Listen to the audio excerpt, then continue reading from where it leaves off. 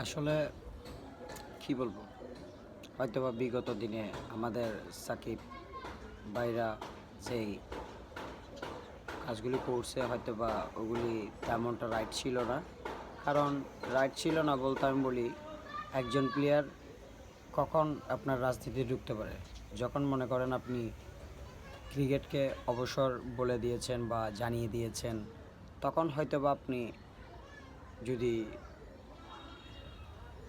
রাজনীতিতে আসেন তাহলে হয়তোবা ওইটা মেনে নেওয়া যাইত। কিন্তু আপনি যেহেতু খেলা চলাকালীন অবস্থায় রাজনীতিতে ঢুকে পড়েছেন, সো এটা অবশ্য অনেকজনেই মেনে নিতে পারে নাই এবং পারার মতোও না।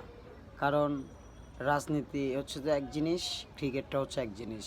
হয়তোবা ওই ক্ষোভ থেকে হয়তোবা আমাদের বাংলাদেশের প্লেয়ার যে অলরাউন্ডার সাকিবুল হাসান বিশ্বের সেরা একজন বোলার, ব্যাটসম্যান, ফিল্ডার, সো ওনাকে অবশ্য অনেকজনে মেনে নিতে পারতেছে না। হয়তোবা মানুষ বয়সে হয়তোবা অনেকজনের অনেক কিছুই ভুলভ্রান্তি হয়ে থাকতেই পারে।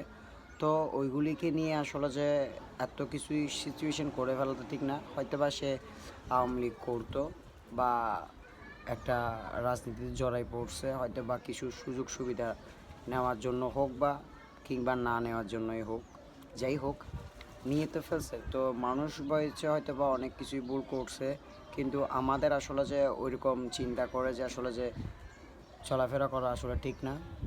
আমাদের এই মুহূর্তে আসলে দরকার, আমাদের এই মুহূর্তে আসলে যে প্রয়োজন যে ওকে একটু সাপোর্ট করা। হয়তো বা ওনাকে যেহেতু ও ইন্ডিয়াতে এখন টেস্ট চলাকালীন অবস্থায় বলছে সে অবসর নেবে, সে বাংলাদেশের যে তার প্রাণপ্রিয় গ্রাউন্ড ওইখানের মধ্যে শেষ টেস্টটা খেলার জন্য সে খুবই মুখিয়ে আছে।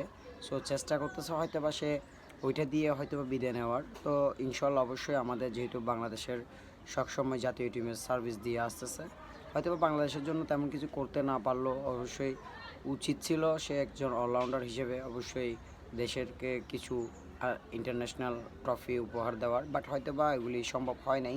তারপরেও আসলে যে ওনাকে যে এত ছোটো করে দেখার আসলে কোনো মূল্য আমি মনে করি না। কারণ অবশ্যই প্লেয়ার তো প্লেয়ার, হয়তো বা তার রাজনীতিক ক্ষেত্রেটা ওইটাও হচ্ছে আলাদা হিসাব।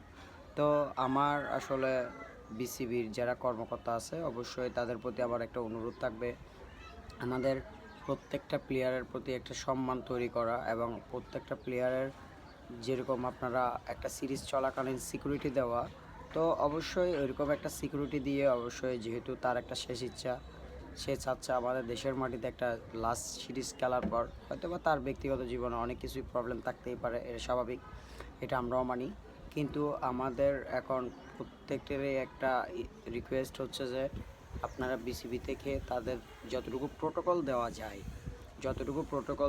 যতটুকু ওদেরকে সেফটি দেওয়া যায় ওই হিসেবে ওর সিরিজটা খেলার পর ওকে একটু সম্মানের সাথে আসলে যে তাকে বিদায় দেওয়াটাই হচ্ছে আমাদের মূল দায়িত্ব। আমাদের প্রত্যেকটা প্লেয়ারদেরকে অবশ্যই এরকম সম্মান দিলেই কিন্তু আসলে অবশ্যই আমরা বিশ্বের কাছে তুলে ধরতে পারবো যে আমাদের প্লেয়ার বাংলাদেশ ক্রিকেট টিমটা কতটা শক্তিশালী।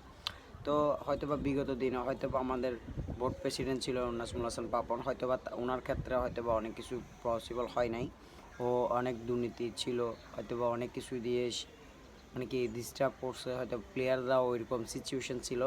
কিন্তু এখন যেহেতু আমাদের নতুন প্রেসিডেন্ট আছে অবশ্যই আমি ওনার প্রতি অবশ্যই শ্রদ্ধাশীল এবং ওনার প্রতি আমার একটাই রিকোয়েস্ট থাকবে, বোর্ডের আরও যারা গণ্যমান্য ব্যক্তি আছে অবশ্যই তাদের প্রতিও আমার একটা রিকোয়েস্ট থাকবে যে আসলে সাকিবুল হাসানকে আসলে যে একটা সুযোগ দেওয়ার প্রয়োজন এবং তাকে যতটুকু সিকিউরিটি দেওয়া যায় অবশ্যই সিকিউরিটিটা দিয়ে হলো অন্ততপক্ষে একটা লাস্ট টেস্ট যাতে করে তার একটা সম্মানের সাহিত্যে বিদায় হইতে পারে। এবং ওটার জন্য আমরা অবশ্যই আপনার কাছে অনুরোধ জানাচ্ছি, অবশ্যই আপনারা এই বিষয়টা খতিয়ে দেখবেন। হয়তোবা এই টেস্টের পর হয়তোবা যা পদক্ষেপ নেওয়ার ওইটা হচ্ছে আলাদা বিষয়। আর উনি যে কথাটা বলছে সাকিবুল হাসান যে যাতায়াতের সাথে যাতে করে একটা সিকিউরিটি তৈরি হয়, ওইটা হচ্ছে তার পার্সোনালিটি ম্যাটার। আসলে ওইটাতে আমি আসলে বিসিবিকে তেমন কিছু রিকোয়েস্ট করব না, কিন্তু আমাদের এই লাস্ট সিরিজটার জন্য যাতে করে একটু বিসিবি একটু চিন্তা করে দেখে যে সাকিবুল হাসান কি খেলতে পারবে কি খেলতে পারবে না। অবশ্যই আমার মনে হয় যে ওই জায়গা থেকে বিসিবির থেকে উচিত অবশ্যই একটু খতিয়ে দেখে যে ওকে একটা চান্স দেওয়ার। তো এটাই বলবো। আর অবশ্যই বাংলাদেশ টিমের যতটুকু আগের থেকে ইমপ্রুভ হচ্ছে ইনশাল্লাহ। আমার মনে হয় ভবিষ্যতে আরও ইমপ্রুভ হবে, হয়তো বা দিনে দিনে কিন্তু আসলে সব কিছু ইমপ্রুভ করা সম্ভবই না। তো ইনশাল্লাহ আমার যতটুকু মনে হচ্ছে ইনশাল্লাহ আগে থেকে আমরা অনেক বেটার ফিল করতেছি, বেটার খেলা দেখতেছি। তো ইনশাল্লাহ সামনে কিছু ভবিষ্যতে অনেক কিছু ভালো দেখতে পারবো। তো বিসিবির সবাইকে অবশ্যই আমি আবারও কৃতজ্ঞ আহ্বান জানাবো এবং রিকোয়েস্ট করব যে অবশ্যই, যেহেতু উনি চাচ্ছে দেশের মাটিতে একটা লাস্ট এই সিরিজ খেলে সে বিদায় নেবে টেস্ট ক্রিকেট থেকে, সো অবশ্যই আপনারা এই জিনিসটা খতিয়ে দেখেন এবং কি ওইটা খেলার মতো একটা পরিস্থিতি তৈরি করে দেওয়ার অবশ্যই আমি একটা রিকোয়েস্ট করবো বিসিবিকে। তো প্রত্যেকটা মানুষই অবশ্যই কমেন্টে জানাবেন আসলে যে আমার রিকোয়েস্টটা কি আসলে যে কতটুকু যুক্তিক এবং কি যুক্তিক না। তো এই হচ্ছে কথা। তো কোনো প্লেয়ারকে আসলে ছোটো করে দেখানোর কোনো প্রয়োজন নেই, কারণ সবাই হচ্ছে আমাদের বাংলাদেশের প্রাণ, আমাদের বাংলাদেশ টিমের খুবই একটা গুড পারসন। সো অবশ্যই সবাইকে আসলে যে আমাদের এক চোখে দেখতে হবে, যে সে বড় প্লেয়ার, সে ছোট মাপের প্লেয়ার, আসলে ওইগুলি দেখার কোনো এখন সময় নেই। কারণ ওইটা এক সময় ছিল, কিন্তু বাট ওইটা স্বৈরাচার সরকার আমলে ছিল, কিন্তু এখন ওই স্বৈরাচার সরকার আমলে নেই। এখন আমাদের